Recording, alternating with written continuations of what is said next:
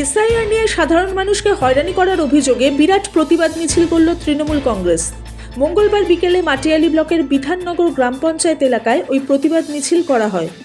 এই দিনের এই মিছিলটি কাচুমোড় এলাকা থেকে শুরু হয় সংলগ্ন কলাবাড়ি বাজার এলাকা পরিক্রমা করে।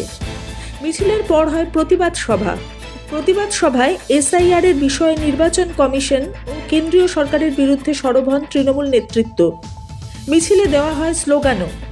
এদিনের এই মিছিলে উপস্থিত ছিলেন তৃণমূলের মেটেলি ব্লক সভানেত্রী স্নমিতা কালান্দি, বিধাননগর গ্রাম পঞ্চায়েতের প্রধান তাজমিনারা বেগম, বিধাননগর অঞ্চল তৃণমূল সভাপতি দীপক রায় সহ তৃণমূলের বিভিন্ন শাখা সংগঠনের নেতৃত্ব, জনপ্রতিনিধি ও তৃণমূলের কর্মীরা।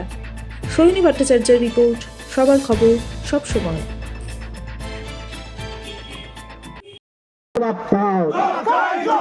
সাধারণ মানুষকে ভিডিও নিয়ে হত্যা করা হচ্ছে কেন?